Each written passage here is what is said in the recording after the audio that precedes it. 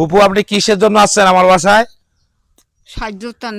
সাহায্যের জন্য আসছেন। আচ্ছা, আপনি কি আমার কথা শুনে আসছেন এখানটে? হ্যাঁ। আচ্ছা, আমার কথা শুনে আসছেন। যাই হোক দর্শক শ্রোতা, আমি আমি বাসায় আসাতে উনি আসছে আমার বাসায়। শুনে বাড়ি থেকে চলতে পারে না, হাঁটতে পারে না, তারপরেও আমার বাসায় আসছে যে আমি কিছু সহযোগিতা করব, তার জন্য আসছে। তা উনি অনেক বয়স্ক। ছেলে মেয়ে কি আপনার কয়জন? 3 জন। 3 জন। আচ্ছা, ছেলে মেয়ে কি দেখে আপনাকে? না। দেখে না? না। আচ্ছা আচ্ছা, ছেলে মেয়ে দেখে না। ওমারে চলে না। আচ্ছা, ওনাদের চলে না। ওমারে চলে না। আচ্ছা, ওনার ছেলে মেয়ে 3 জন কিন্তু দেখতেছে না। আপনারা বুঝতে পারতেছেন যে ওনার ছেলে মেয়ে দেখতেছে না। উনি অসহায় একজন মা, তাই উনি চলতে পারে না, আমার কাছে আসছে।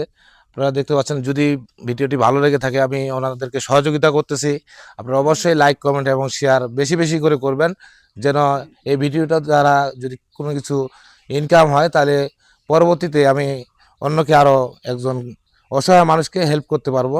আপনারা বেশি বেশি করে শেয়ার করবেন। আমি অনেকে কিছু টাকা দিচ্ছি, সমস্যা নেই। এখানে টাকা নেন, ধরেন।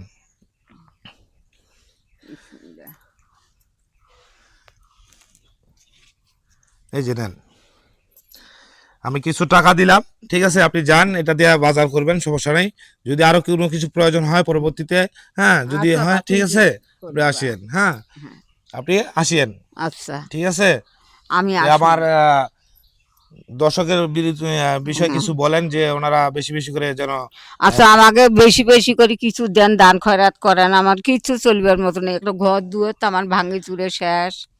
একটা পরনের কাপড় হাতে কিনে পাম না বা জানিস। দেখছেন, উনি কিন্তু খুব অসহায় মানুষ। উনি কাপড় কিছু চোপড় করে পাম না, কিনতে পারেনি। কাপড় চোপড় ঈদের মধ্যে মাইসে একটা দেয় দুই এক না করে উৎসব একটা, থাকে। এটাতে কেউ কিছু কিনতে এই পারেনি।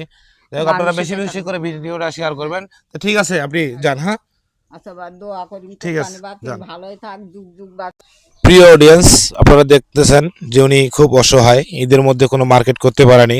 আমার বাড়ি আসাতে উনি ছুটি আসছে আমার কাছে কিছু সাহায্যের জন্য। আমি যতটুকু পারি ওনাকে সাহায্য করলাম। এটা আমার ফেসবুকের ইনকামের টাকা নয়, এটা আমার নিজের ইনকামের টাকা দিলাম এখানটে ওনাকে। উনি তাতে অনেক খুশি হয়েছে। উনি এখন টাকা ব্যাগের মধ্যে রেখে আমাকে দোয়া করে চলে যাচ্ছে, আমাকে বলতেছে দোয়া করতেছি।